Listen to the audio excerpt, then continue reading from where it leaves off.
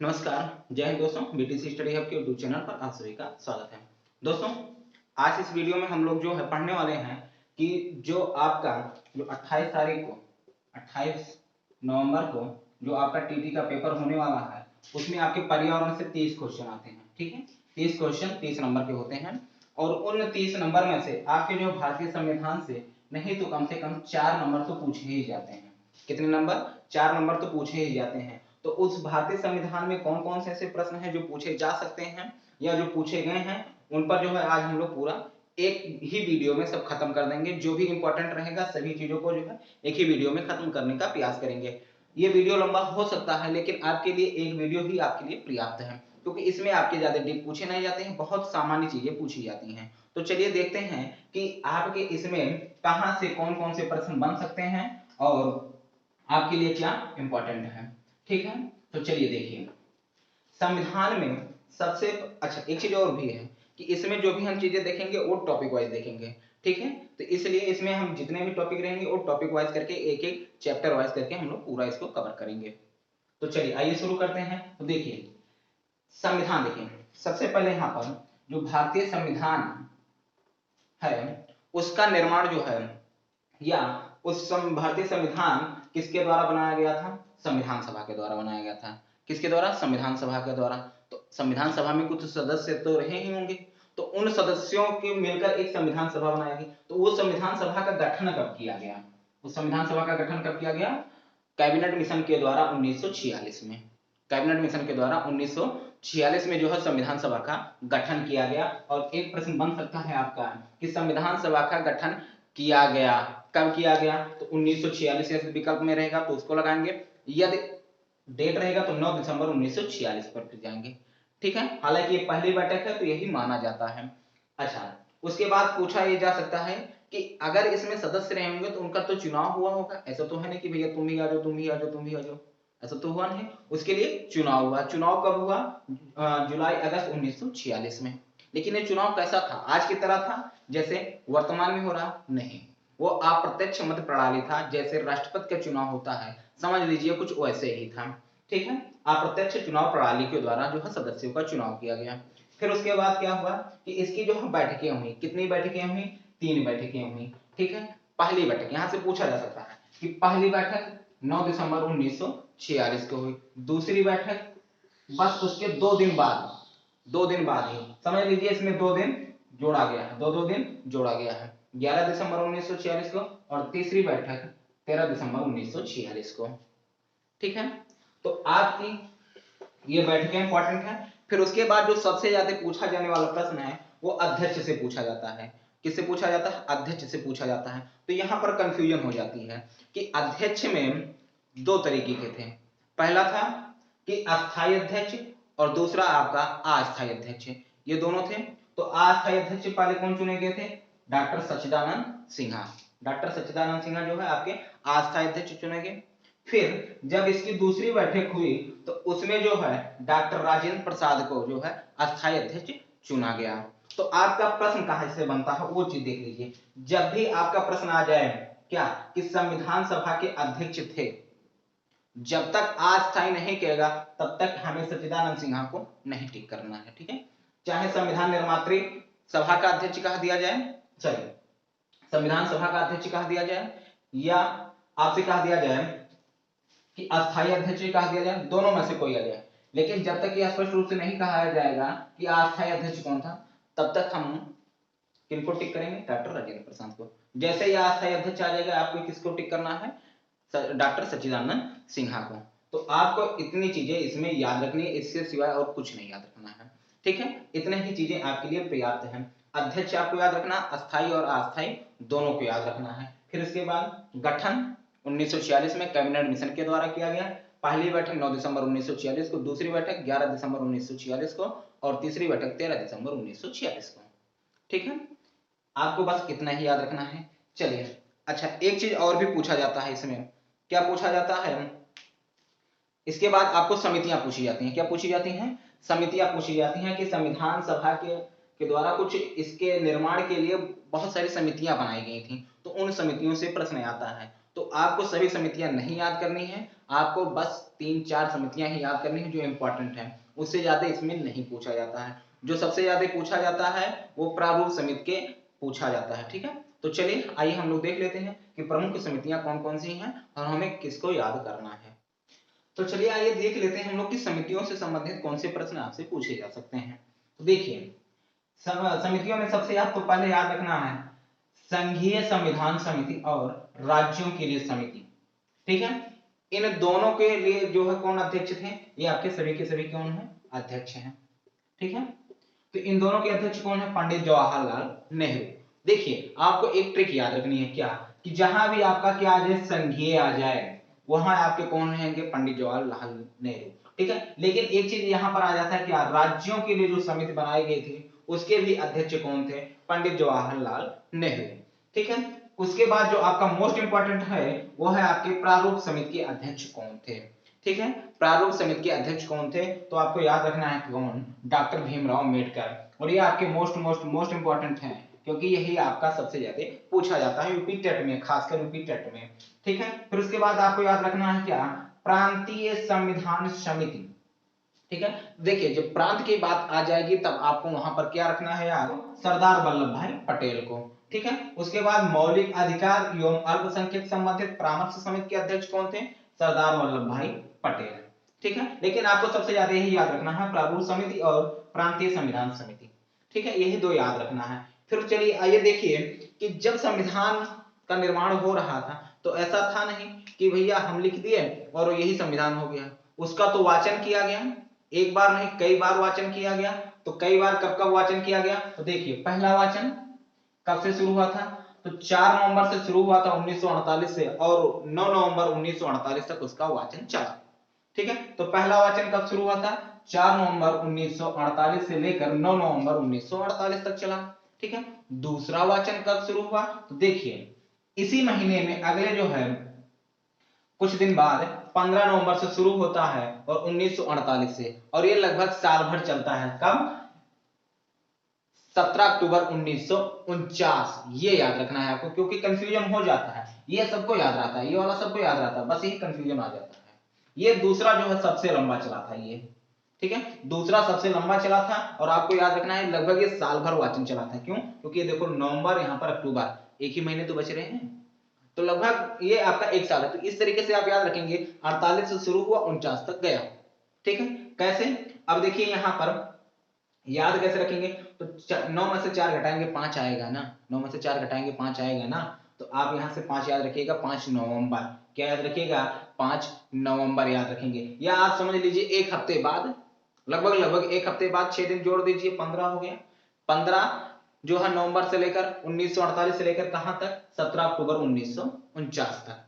ठीक है, फिर उसके बाद जो तीसरी जो वाचन शुरू हुआ वो कब शुरू हुआ, 14 नवंबर 1949 से लेकर, और जब संविधान बनकर तैयार हुआ तब तक, कब तक, 26 नवंबर 1949 तक। ठीक है, ये चीज आपको याद रखना है। अच्छा, अब क्या याद रखना है कि संविधान को बनाने में, देखिए बहुत छोटा सा प्रश्न है लेकिन बहुत दमदार प्रश्न है, कितना समय लगा था, तो 2 वर्ष 11 माह और 18 दिन। ठीक है, 2 वर्ष 11 माह 18 दिन।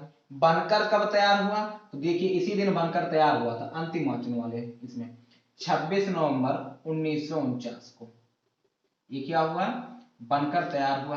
अंगीकृत कब किया गया, या आप समझ लो अपनाया कब गया, ये भी है, अपनाया गया या अंगीकृत किया गया उसी का मतलब वही है। ठीक है, तो कब किया गया, इसी दिन ही 26 नवंबर 1949 को ही जो है इसे क्या कर दिया गया, अंगीकृत कर दिया गया। लागू कब हुआ, तो ये 26 जनवरी 1950 को लागू हुआ। ठीक है, इस चीज को आप याद रखिएगा, अंगीकृत कब किया गया, लागू कब हुआ, या बनकर तैयार कब हुआ। ठीक है, तो इसको बहुत कायदे से, बहुत ध्यान से, सही से मजबूत करके याद रख लीजिए क्योंकि ये प्रश्न आने वाला है। ठीक है, तो अंगीकृत या अपनाया कब गया, 26 नवंबर 1949 को। बनकर कब तैयार हुआ, 26 नवंबर 1949 को। लागू कब हुआ, 26 जनवरी 1950 को। जब तक लागू शब्द नहीं आए कुछ भी कह ले, यदि 26 नवंबर है 1949 उसी को हम टिक कर देंगे। ठीक है, देखिए हाँ, एक चीज और भी पूछा जा सकता है, आंशिक रूप से कब लागू हुआ? तो जिस दिन ये बनकर तैयार हुआ उसी दिन ये जो है आंशिक रूप से लागू हुई हो गया था। कुछ अनुच्छेद जो है संविधान के उसी दिन से ही जो है लागू हो गया था। तो जब आपसे पूछ ले आंशिक रूप से कब लागू हुआ, तभी आप क्या कहेंगे? 26 नवंबर 1949 को। पूर्ण रूप से लागू कब हुआ? 26 जनवरी 1950 को। कैसे भी घुमाए आपको घूमना नहीं है, ठीक है। चीजें आप समझ लीजिए, आराम से इत्मीनान से चीजें दिमाग में बैठा लीजिए। अभी आपके पास एक हफ्ते का समय है, आराम से याद कर लीजिएगा। जितनी भी चीजें हैं बस इतने ज्यादा पढ़ लेंगे, इससे ज्यादा आपको नहीं पढ़ने की आवश्यकता है। हाँ, उसके बाद इसमें आपसे पूछा जा सकता है अनुच्छेद कितने हैं। तो देखिए, कुछ लोग कहते होंगे 395 है और कुछ लोग कहते होंगे 665 प्लस है या 450 से अधिक अनुच्छेद हैं। चीजों को समझ लीजिए, ठीक है। संख्यात्मक रूप से तो जो है 395 ही है, लेकिन यदि कुल देखा जाए कुल अनुच्छेद कितने हैं तो 450 या कह लो आप 465 से भी ज्यादा अनुच्छेद हो चुके हैं, ठीक है। तो दोनों विकल्प में जो भी आपका दिया रहेगा दोनों में से कोई एक उसी पर टिक करना है। यदि 400 प्लस दिया है तो भी आप टिक कर देंगे, यदि 395 है और 400 800 कुछ नहीं है तो आप किसको मारेंगे? इसको मारेंगे 395 को, ठीक है। हालांकि ये जल्दी पूछा नहीं जाता है, पूछा क्या जाता है? अनुसूचियां। तो वर्तमान में कुल कितनी अनुसूचियां हैं? 12। मूल संविधान में कितनी थी? 8। यही चीज याद रखना है, ठीक है। वर्तमान में कितना है? 12 और मूल संविधान में कितनी थी अनुसूचियां? 8 अनुसूचियां थी। भाग की बात कर लेते हैं तो देखिए, वर्तमान में जो है 22 भाग है और सॉरी वर्तमान में 25 है और मूल संविधान में ये आपका क्या है? मूल लिख दे रहे हैं, ठीक है। इसके नीचे मूल लिख दे रहे हैं, इसका मतलब समझ जाइए, जब संविधान बनकर तैयार हुआ उस दिन 8 अनुसूचियां 22 भाग थे, ठीक है, और 395 अनुच्छेद, ठीक। यही चीज आपको याद रखनी है। वर्तमान में देखिए, ये वर्तमान का हिस्सा है ये आपका, और ये भी कहा था देखिए, आपको इतनी डीप नहीं जाने हैं, ना ही आपको इतना ज्यादा सोचने की आवश्यकता है, ना ही ज्यादा दिमाग पर जोर देने की आवश्यकता है। बस सीधे सीधे आप याद रखिए, यदि 12 दिया है तो 12 ज्यादातर 12 ही आएगा, 8 नहीं पूछा जाएगा जब तक मूल शब्द नहीं कहा जाएगा, ठीक है। 12, हाँ इसमें जरूर आ सकता है, कंफ्यूजन हो सकता है। तो 22 या 25 कुछ भी दिया हो दोनों में से उसी पर टिक करेंगे, ठीक है। 22 या 25, कहीं कहीं 24 भी लिखने को मिलता है, लेकिन ज्यादातर आपको 22 ही मिलेगा, आप 22 टिक करिएगा। यदि 22 विकल्प में नहीं है तब आप 25 को टिक करिएगा, ठीक है। फिर कुछ लोग सोचते होंगे दोनों आ गया तब क्या करेंगे? दोनों नहीं आएगा, ठीक है, निश्चिंत रहिए। और वो जो है आपका जो है बड़ा पेपर नहीं है कि क्या बताएं आपको इसी में जो है उलझा दे, नहीं, साधारण प्रश्न आएगा, सिंपल सा प्रश्न आएगा कि संविधान कब अंगीकृत किया गया, संविधान को कब अंगीकृत अपनाया गया, या संविधान कब लागू हुआ, पूर्ण रूप से कब लागू हुआ। शब्द कैसे भी घुमाए आपको घूमना नहीं है, ठीक है। चलिए आइए देखते हैं प्रश्न आपके कैसे बनते हैं। अभी यहां पर स्पष्ट कर दे रहे हैं जिससे आप कंफ्यूजन दूर हो जाए आपके। देखिए, पूछ लिया जाए आपका संविधान को अंगीकृत किया गया, कब किया गया, ठीक है। वहीं पर यही पूछ सकता था संविधान को अपनाया कब गया या कब अपनाया गया, ठीक है, ऐसे लिखिए ज्यादा बेटर रहेगा। कब अपनाया गया या कब अंगीकृत किया गया, ठीक है। संविधान कब लागू हुआ, ठीक है, ये प्रश्न पूछा जा सकता है। या पूछ ले आपसे पूर्ण रूप से कब लागू हुआ, पूर्ण रूप से कब लागू हुआ, ठीक है। अच्छा, अगर पूछ ले आंशिक रूप से कब लागू हुआ तब आप क्या कहेंगे? आंशिक रूप से कब लागू हुआ, ठीक है। तो इस तरीके से इतने सारे प्रश्न आपसे पूछे जा सकते हैं, ठीक है। हाँ, इसी में आप ये भी जोड़ सकते हैं कि बनकर कब तैयार हुआ, बनकर कब तैयार हुआ। चलिए बता दीजिए फटाफट सभी का आंसर, आप अपने नोटबुक में इसको लिख लीजिएगा। ऐसे प्रश्न आप वन लाइन लिखना चाहते हैं, एक लाइन में लिखना चाहते हैं तो आप ऐसे लिख सकते हैं, ठीक है। तो ये आपका कब अंगीकृत किया गया, तो आप याद रखिए 26 नवंबर 1949 को, ठीक है। कब अपनाया गया, चाहे विकृत कह दीजिए या अपनाया गया, वही बात एक ही है। लागू कब हुआ, देखिए लागू कब हुआ, तो यहाँ पर आपको याद रखना है 26 जनवरी 1950 को, ठीक है। अच्छा, पूर्ण रूप से कब लागू हुआ, वही चीज है, दोनों एक ही है, ठीक है। आंशिक रूप से कब लागू हुआ, तो आप 26 नवंबर, देखिए जब ये बनकर तैयार होता, अभी मैंने आपको बताया जब ये बनकर तैयार हुआ था तभी आंशिक रूप से लागू हुआ था। बनकर कब तैयार हुआ था, 26 नवंबर 1949 को, ठीक है। ये कुछ पॉइंट हैं जो आपके लिए बेहद इंपॉर्टेंट है और प्रश्न इसी तरीके से आपसे पूछे जा सकते हैं, ठीक है। चलिए कुछ और तथ्य हैं उसको भी जान लेते हैं। कौन कौन से तथ्य हैं, वीडियो रोक के आप इसे नोट जरूर कर लीजिएगा, ठीक है, ये आपके लिए बेहद इंपॉर्टेंट है। जैसे एक प्रश्न आपसे पूछ लिया जाए क्या, कि भारतीय संविधान का जनक, देखिए यहाँ पर हम लोग भारतीय संविधान पढ़ रहे हैं इसीलिए यहाँ पर याद रखिएगा, ठीक है। किसका, यहाँ पर आप याद रखिएगा भारतीय संविधान लिख रहे हैं, इसका मतलब भारतीय संविधान से मतलब है, ठीक है। भारतीय संविधान के जनक कौन है, ठीक है, या इसका प्रारूप कौन बनाया था, प्रारूप निर्माण ऐसे लिख देते हैं, ठीक है, किसने किया था, ठीक, ये भी पूछा जाता है। अच्छा, आपसे ये भी पूछा जाता है कि जो झंडा है, झंडे की, हाँ, झंडे को कब अपनाया गया, ऐसा लिखिए, झंडा कौन सा है, तो आप यहां कहेंगे क्या, तिरंगा है, क्या है आपका, तिरंगा है, ठीक है।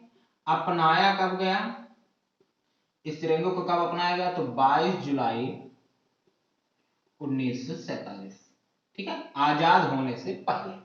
अच्छा, इस तिरंगे की जो है लंबाई और चौड़ाई का अनुपात क्या है, तो आप याद रखिएगा 3:2 के अनुपात में है, ठीक है, ये चीज आप याद रखिएगा। हाँ, जनक कौन है, तो आप याद रखिएगा डॉक्टर भीमराव अंबेडकर, ठीक है।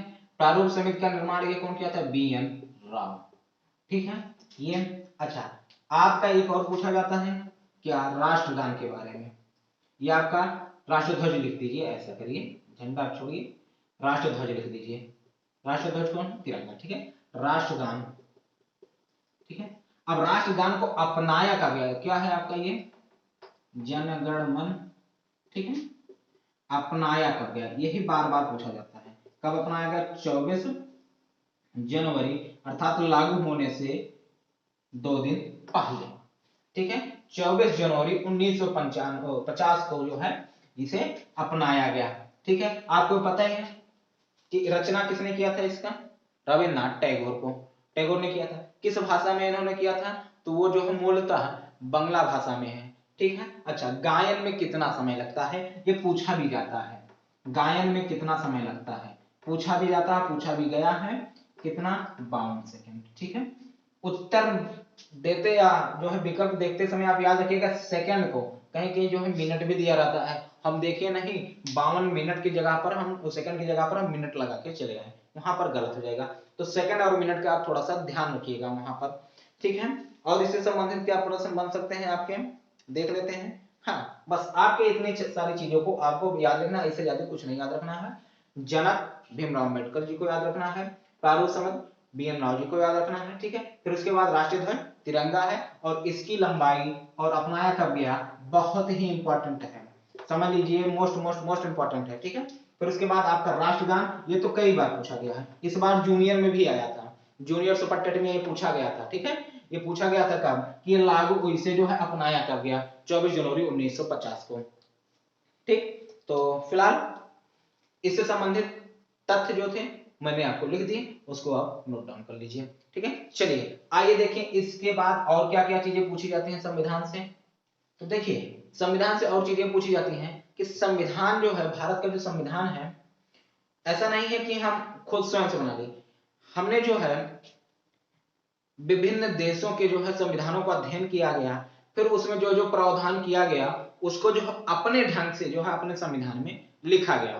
तो यहां पर कह सकते हैं कि जो है संविधान के निर्माण से संबंधित स्रोत, अर्थात कौन सा जो है प्रणाली किस देश के संविधान से लिया गया है, ये पूछा जाता है, ठीक है। तो देखिए सबसे ज्यादा जो है संविधान में हिस्सा है वो जो है भारतीय संविधान अधिनियम जो है या आप कह लीजिए भारत शासन अधिनियम 1935, ये सबसे ज्यादा जो है इस भारत के संविधान में है। फिर उसके बाद जो है लगभग 60 देशों के जो है संविधान से भारत के जो है शासन प्रणाली को उसमें रखा गया, 60 देशों से लिया गया है। तो देखिए आपको याद क्या रखना है, भारत शासन प्रणाली से क्या लिया गया, भारत शासन अधिनियम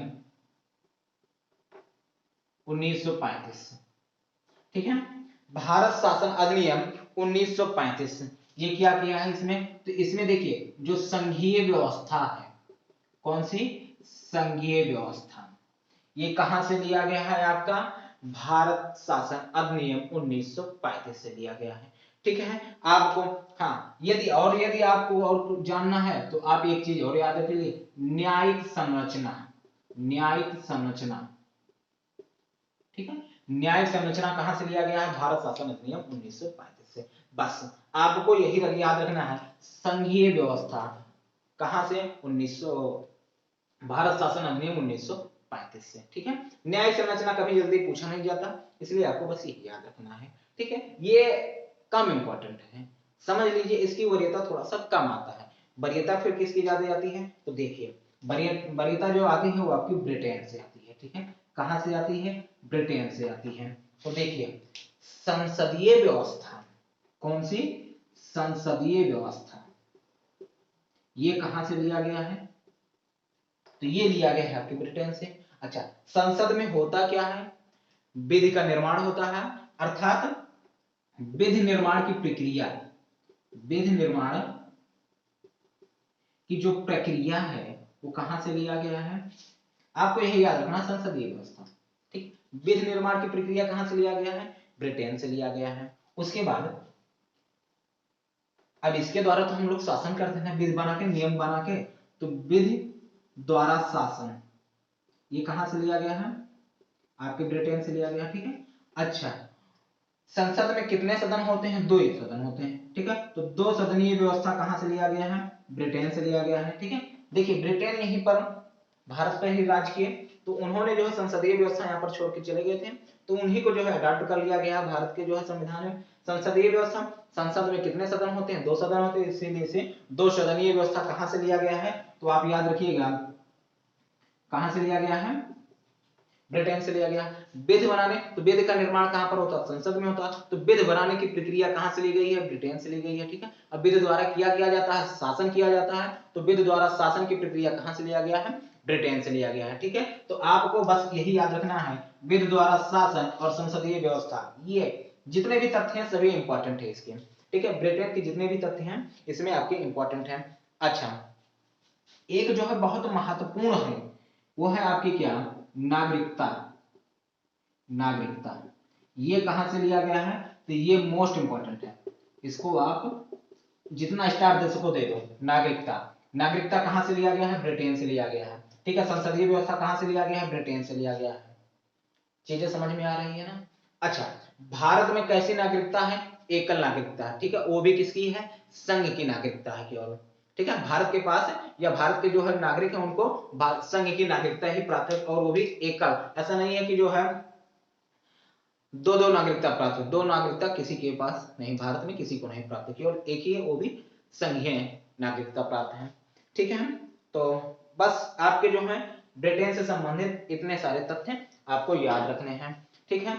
उसके बाद आप याद रखिएगा, किसे याद रखिएगा, यूएसए, अर्थात संयुक्त राष्ट्र अमेरिका, संयुक्त राष्ट्र अमेरिका को, ठीक है।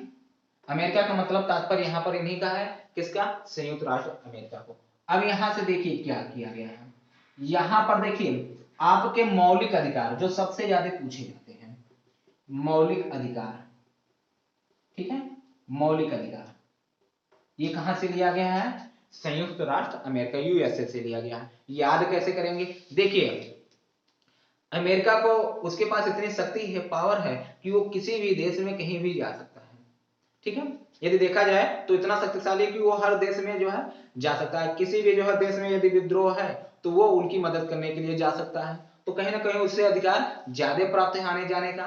तो इस तरीके से यदि देखा जाए तो मौलिक अधिकार कहां से लिया गया है, आपके अमेरिका से, थोड़ा सा आप गेस करिएगा, हालांकि ये नहीं कह रहे कि ऐसा कुछ है, लेकिन आपको याद करना है। कैसे याद करना है उसको तरीका बता रहे हैं, ट्रिक बता रहे हैं कैसे आपको याद करना है।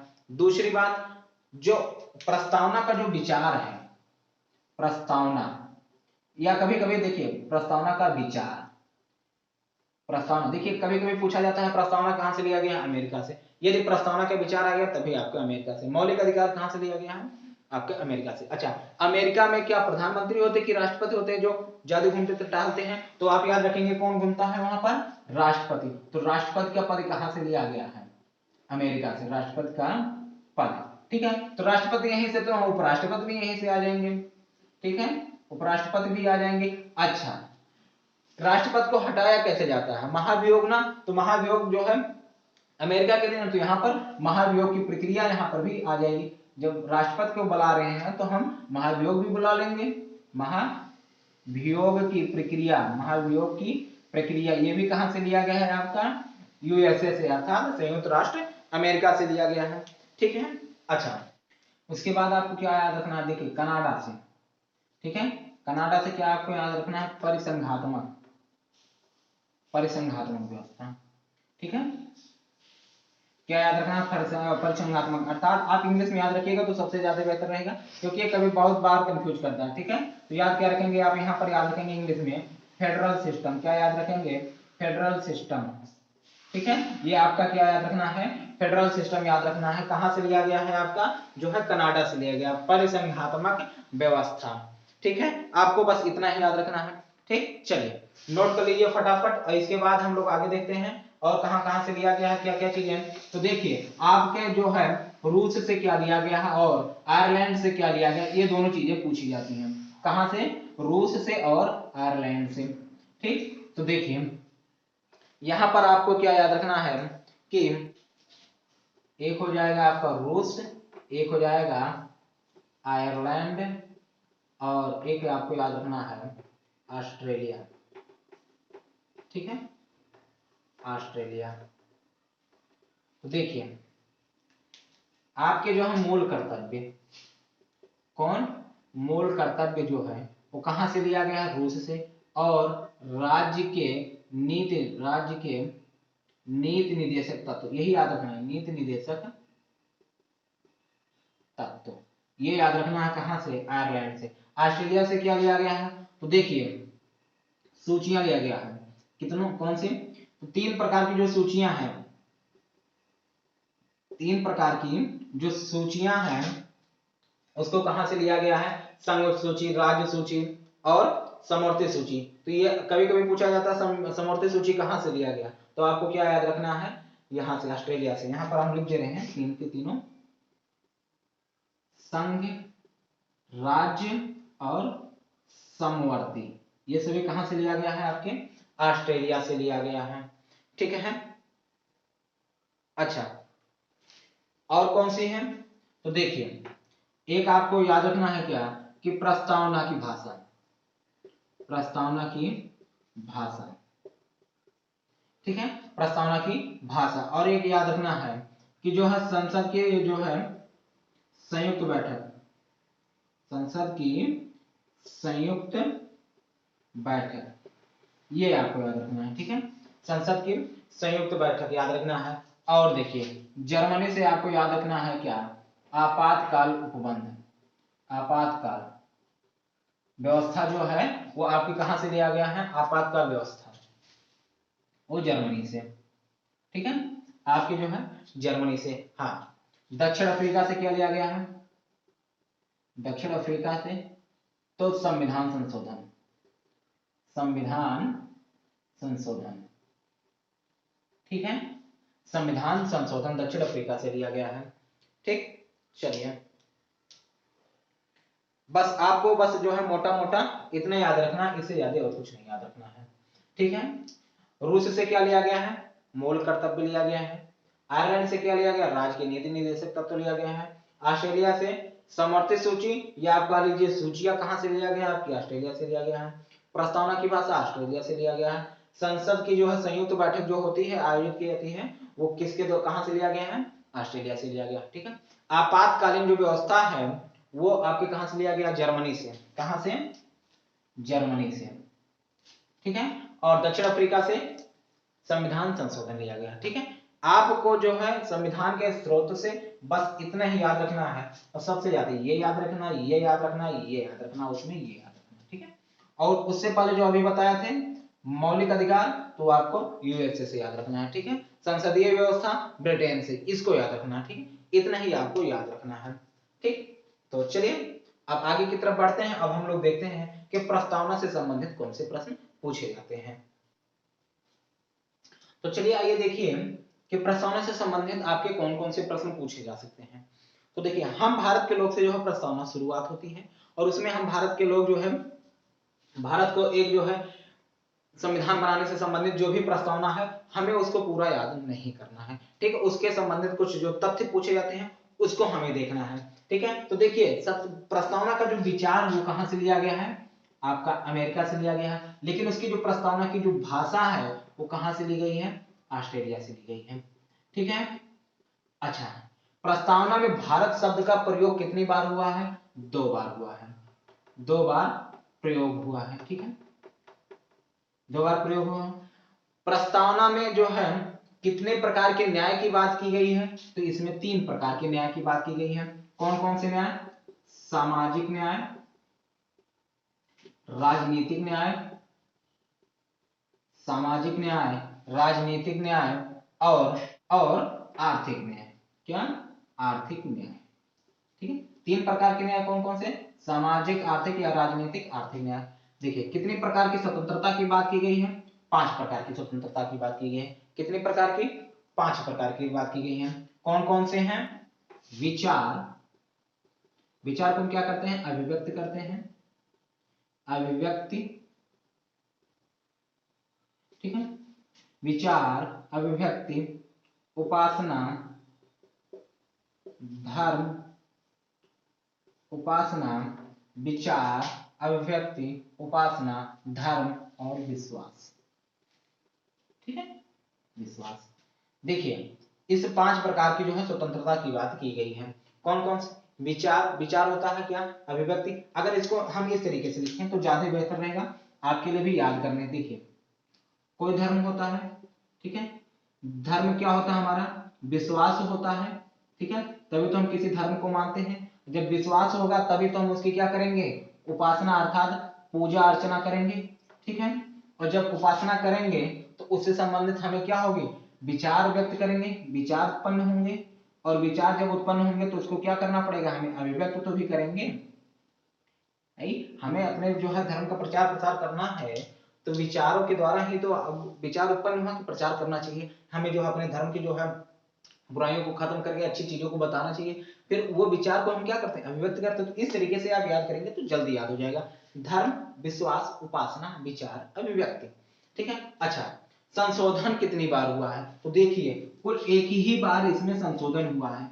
कब हुआ था, तो ये हुआ था आपका 42वां संविधान संशोधन के माध्यम से, और ये हुआ कब था, 1976 में, ठीक है। इसमें क्या किया गया था, तो इसमें जो है 3 शब्द जोड़े गए थे, 3 शब्द जोड़े गए थे। कौन कौन से, पंथ निरपेक्षता, निरपेक्षता, समाजवादी और अखंडता, ये 3 शब्द जोड़े गए थे, ठीक है। तो ये सारी चीजें आपकी जो है प्रस्तावना में संबंधित इतनी सारी चीजें आपको याद रखनी है, जिसमें से आपको याद रखना है क्या, ये, ठीक है। और संशोधन याद रखना है कब, 42वां संविधान संशोधन 1976, ठीक है। इसके तहत 3 शब्द जोड़े गए थे, पंथ निरपेक्षता, समाजवादी, अखंडता, ठीक है। ये 3 शब्द जोड़े गए। विचार कहां से लिया गया, यूएसए से, भाषा ऑस्ट्रेलिया से, और भारत शब्द का प्रयोग कितनी बार हुआ है, 2 बार हुआ है, ठीक है। अच्छा, एक चीज और भी पूछा जाता है क्या, कि भारतीय संविधान के अधिकारों का स्रोत, भारतीय संविधान के अधिकारों का स्रोत, अधिकारों का स्रोत, तो ये है भारत की जनता, क्या होगी आपकी, भारत की जनता, ठीक है। तो इससे संबंधित आपके जो है तथ्य यहीं पर। अच्छा, एक चीज और भी पूछा जाता है जो सबसे ज्यादा इंपॉर्टेंट है, मोस्ट इंपॉर्टेंट है, वो है भारतीय संविधान की आत्मा। भारतीय संविधान की आत्मा, बहुत सारे लोग कंफ्यूज भी रहते हैं, ठीक है। भारतीय संविधान की आत्मा वो है कौन? प्रस्तावना। और ये आपके जो है यूपीटीटी में ये पूछे जाने की ज्यादा संभावना रहती है। भारतीय संविधान की आत्मा प्रस्तावना को कहा जाता है। किसे कहा जाता है? प्रस्तावना की कहा जाता है। अब कुछ लोग सोच रहे होंगे अनुच्छेद 32 फिर क्या है? तो देखिए, जब ये आ जाए कथन कि डॉक्टर भीमराव अंबेडकर के अनुसार भारतीय संविधान के जो है आत्मा क्या है, तो आप वहां पर कहोगे अनुच्छेद 32 जो आपका मौलिक अधिकार है, ठीक है। तो वहां पर डॉक्टर भीमराव अंबेडकर के अनुसार जब तक नहीं कहा जाएगा तब तक आपको टिक किसको करना है? प्रस्तावना को, प्रस्तावना को, प्रस्तावना को, ठीक है। भले ही ऑप्शन में अनुच्छेद 32 क्यों ना हो, अगर डॉक्टर भीमराव अंबेडकर शब्द नहीं आया है तो आपको टिक किस पर करना है? प्रस्तावना पे करना है। और ये मोस्ट इंपॉर्टेंट है और ये आपके लिए बेहद जरूरी भी है।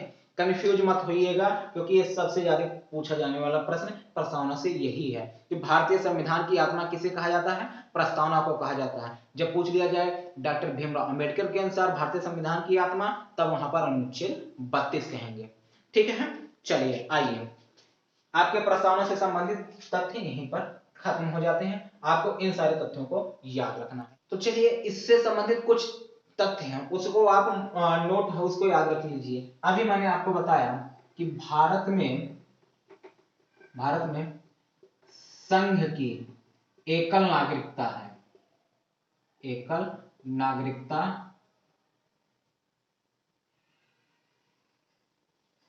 रिक्ता है, ठीक है। देखिए, भारत के जो नागरिकों को किसकी नागरिकता प्राप्त है? संघ की नागरिकता प्राप्त है। यह आप पूछा जाए भारत में कैसी नागरिकता है? एकल नागरिकता है, ठीक है। और किसकी नागरिकता है? संघ की नागरिकता प्राप्त है, ठीक है। अच्छा, फिर आपका पूछा जाता है कि भारत का संविधान कठोर है कि लचीला है, ठीक है। भारत का संविधान कठोर है कि लचीला है? तो देखिए, भारत का संविधान ना तो कठोर है, ना तो कठोर है और ना ही लचीला है, ठीक है। तो हम ऐसा नहीं कह सकते कि भारत का संविधान जो है लचीला है, और हम ऐसा भी नहीं कह सकते कि भारत का संविधान कठोर है, ठीक है। तो भारत का संविधान ना तो लचीला है और ना ही कठोर है। और याद क्या रखना है कि भारत का जो संविधान है, भारत का संविधान संघीय सरकार की स्थापना करता है। भारत का संविधान संघीय सरकार की स्थापना करता है। बस इन तीन तथ्यों को आपको याद रखना है, ठीक है। भारत में कैसी नागरिकता? एकल नागरिकता है। भारत का संविधान ना तो कठोर है ना ही लचीला है, ठीक है। संविधान जो है संघीय सरकार की स्थापना करता है, अर्थात भारतीय संविधान जो है संघीय सरकार की स्थापना करता है, ठीक है। तो इन सारे तथ्यों को आपको क्या करना है? नोट करके रखना है, ठीक। हालांकि आपको इसमें से सबसे ज्यादा यही याद रखना है कि भारत में कैसी नागरिकता पाई जाती है? एकल नागरिकता पाई जाती है। और वो नागरिकता कैसी होती है? संघ की होती है, ठीक। चलिए, अब देखिए, अब आपके यहाँ पर हम लोग चलते हैं कि अनुसूचियां कौन कौन सी हैं, भाग मेन कौन से हैं, उनको आपको याद रखने हैं, ठीक है। जो इंपॉर्टेंट है उन्हीं को हम बता रहे हैं, बाकी बहुत सारी अनुसूचियां भी हैं, सभी को नहीं आपको याद रखने हैं। बस उसी अनुसूचियों को जो है आपको याद रखना है, सभी को आपको नहीं याद रखना है। चलिए, अब हम लोग देख लेते हैं कि अनुसूचियां कौन कौन सी हैं। तो चलिए आइए देखिए कि सूचियों के अंतर्गत हमें क्या क्या याद रखना है, हमारे लिए क्या क्या इंपॉर्टेंट है।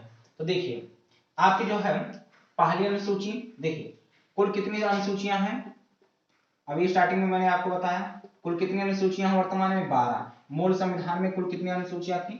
8 अनुसूचियां थी। अब कितनी बढ़कर हो गई हैं? 12 अनुसूचियां हो गई हैं, ठीक है। तो इसमें आपको सभी अनुसूचियां नहीं याद रखनी है, कुछ याद रखनी है। कौन कौन सी इंपॉर्टेंट है वही हम बताने वाले हैं। देखिए, आपको पहली सूची अनुसूची याद रखना है। पहली अनुसूची में क्या है? तो भारत के जितने भी राज्य हैं, संघ शासित प्रदेश हो चाहे आपके केवल प्रदेश हो, ठीक है, उनके नाम क्या है और उसकी सीमाएं कहाँ है और कितनी सीमा है, यह क्षेत्रफल कितना है, इससे संबंधित ब्यौरा जो है आपकी पहली अनुसूची में रखा गया है। तो हमें बताइएगा कि देखिए, ये भी प्रश्न आपका पूछा जा सकता है कि वर्तमान में कुल कितने राज्य हैं, ठीक है, और केंद्र शासित प्रदेश कितने हैं। ठीक है। तो वर्तमान में 28 राज्य और 8 केंद्र शासित प्रदेश हैं। इसको आप याद रखिए, हो सकता है पूछा जा सकता है, नया टॉपिक है, पूछा जरूर जा सकता है। ठीक है, वर्तमान में कुल कितने राज्य हैं? 28, और कितने केंद्र शासित प्रदेश हैं? 8 हैं। ठीक है, आप देख लीजिएगा कौन कौन से हैं। ठीक है, दूसरी अनुसूची में देखिए राज्य है, तो राज्य को चलाने के लिए कुछ अधिकारी पदाधिकारी भी होंगे। ठीक है, तो वहां पर पदाधिकारियों के वेतन भत्ते, अर्थात वो जब कार्य करेंगे तो उन्हें तो वेतन भत्ता दिया ही जाएगा, तो वेतन भत्ते जो है दूसरी अनुसूची में है। अच्छा, शपथ दिलाया जाता है कि आप जो है इस कार्य को करने जा रहे हैं, तो उसके लिए शपथ पत्र जो है यहाँ पर शपथ दिलाया जाता है। तो इसमें जो है शपथ किसमें दिलाया जाता है? तीसरी अनुसूची के अंतर्गत इसमें जो है वर्णित किया गया है, उसके अंतर्गत जो है इसमें शपथ दिलाया जाता है।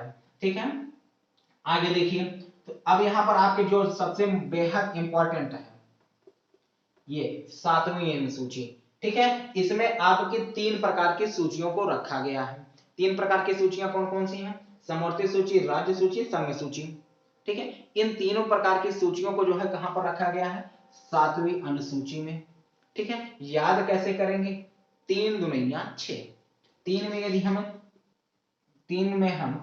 2 का गुणा कराएंगे कितना आएगा? 6, और 6 1 7, 7वीं अनुसूची में रखा गया है। ऐसे करके आप याद रखिएगा। ठीक है, ऐसे करके याद रखिएगा। तो आपसे पूछा जा सकता है यही अनुसूची में कि जो है समवर्ती सूची को जो है किस अनुसूची के अंतर्गत रखा गया है? 7वीं अनुसूची के। या 3 प्रकार की सूचियां किस में रखी गई हैं? 7वीं अनुसूची में रखी गई हैं। ठीक है, आपसे ये भी प्रश्न पूछा जा सकता है कि समवर्ती सूची, राज्य सूची और संघ सूची, यहां पर देखिएगा 2 मिनट, संघ सूची में कुल कितने विषय रखे गए हैं? ठीक है, इसमें 52 विषय, इसमें 61 और इसमें 100 वर्तमान का है। ठीक है, वर्तमान का है ये डाटा, आप इसे याद रखिएगा। देखिए, फिर उसके बाद जो सबसे ज्यादा इंपॉर्टेंट है वो आपकी 8वीं अनुसूची है। ठीक है, किससे संबंधित है? भाषा से संबंधित है। तो यहाँ पर 2 गुणे 2 करेंगे 4, 4 दूनी 8 है।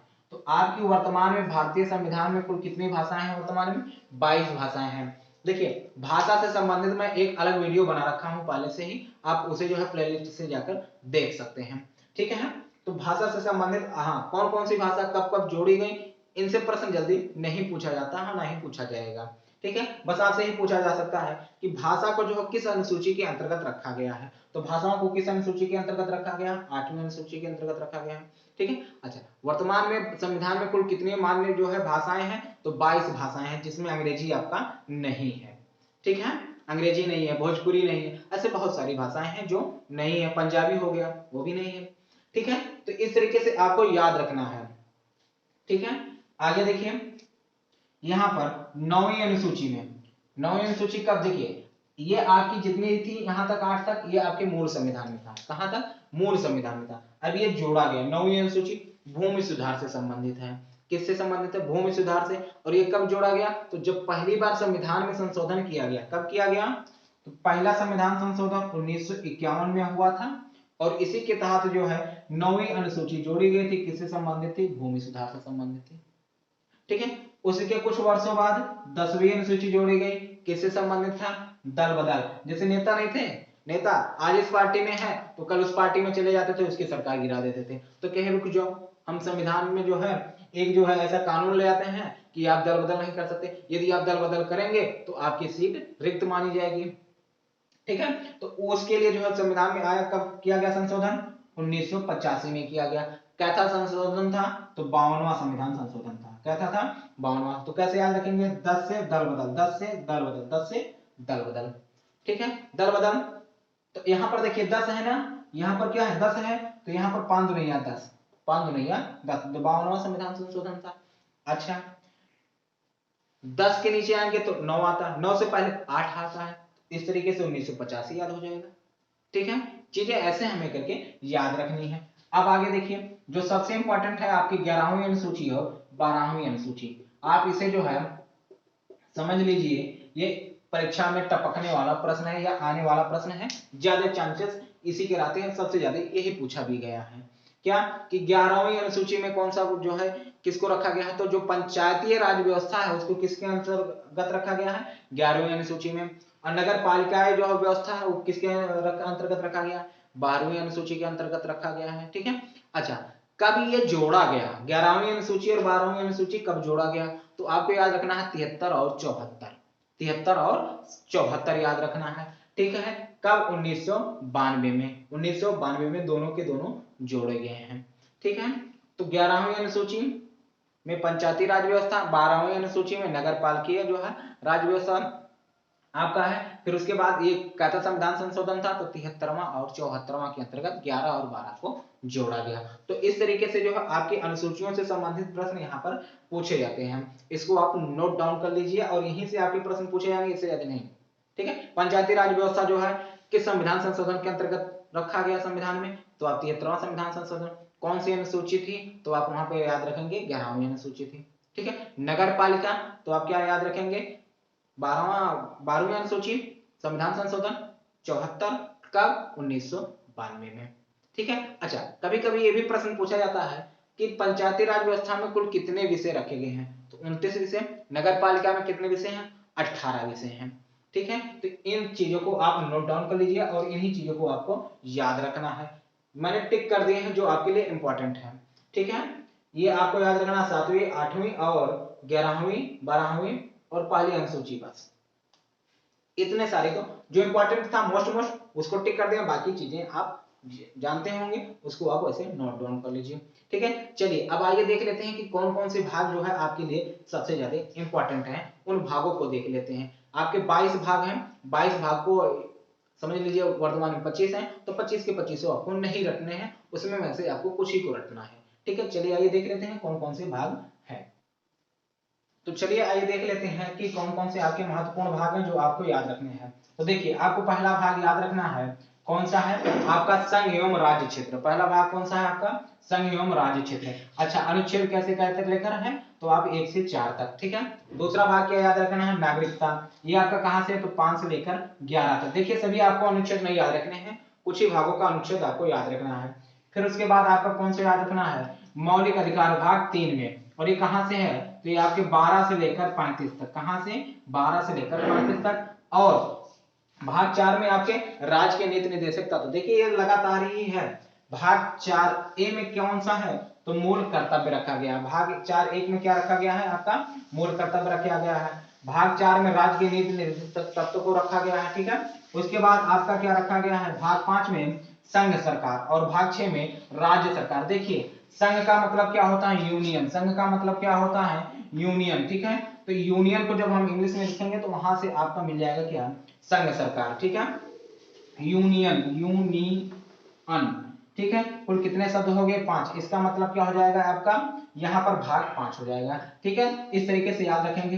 राज्य सरकार, स्टेट्स, राज्य सरकार स्टेट्स जब लिखेंगे STATES, ठीक है। यहाँ पर कितने आ गए? देखिए 6 है ना, 1 2 3 4 5 6, ठीक है। तो इस तरीके से हमें याद हो जाएगा कि भाग 6। तो भाग 6 में क्या रखा गया है? आपके राज्य सरकार को रखा गया। भाग 5 में क्या रखा गया है? आपके यूनियन अर्थात संघ सरकार को रखा गया है। भाग 4 में मूल कर्तव्य है, भाग 4 ए में मूल कर्तव्य है, और भाग 4 में राज्य के नीति निर्देशक तत्व हैं, और मौलिक कर्तव्य आपके मौलिक अधिकार आपके भाग 3 में, नागरिकता भाग 2 में, और संघ एवं राज्य क्षेत्र आपके भाग 1 में है, ठीक है। उसके बाद आपको क्या रखना है यार? जो पंचायतें, पंचायतों को जो है किस भाग में रखा गया है? भाग 9 में रखा गया है। जब हम लोग ऐसे लिखेंगे पंचायत, पंचायत, ठीक है, 1 2 3 4 5 6 7 8 पंचायत, ठीक है।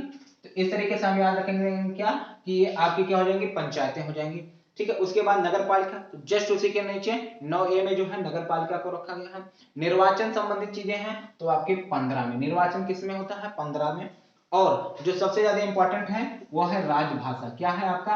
राजभाषा को किस भाग में रखा गया है? तो 17वें भाग में रखा गया है, ठीक। उसके बाद भाग 18 में आपातकाल उपबंध, और भाग 20 में संशोधन। तो ये आपके महत्वपूर्ण रहे जो सबसे ज्यादा पूछा जाता है। और आपको याद रखना है कि भाग 3 जो है कैसे कितना अनुच्छेद तक है? तो आपके मौलिक अधिकार, ठीक है। इसको जो है आगे जितने भी आपके इसके बाद शुरू होते हैं अनुच्छेदों को, उनको जो है हम अलग वीडियो में, देखिए वीडियो लंबा हो सकता है, इसको 2 पार्ट बनाना ही पड़ेगा क्योंकि बहुत लंबा वीडियो हो जाएगा। तो इसलिए इस जो है पार्ट में आपके लिए बस भाग तय के रखेंगे। इसके बाद जो भी अनुच्छेद है या आपके अनुच्छेद, मौलिक कर्तव्य, मौलिक अधिकार, और फिर उसके बाद आपके राज्य के नीति निर्देशक तत्व हो जाएंगे, राष्ट्रपति, उपराष्ट्रपति और न्यायाधीश, इसको जो है हम एक वीडियो में रख देंगे, वहां पर आप देख लीजिएगा। तो फिलहाल जो है आज की वीडियो में बस इतना ही रखते हैं। इससे संबंधित वीडियो को जो है हम या इससे संबंधित अन्य तथ्यों को जो हम अगले वीडियो में देखेंगे। तब तक के लिए जय हिंद।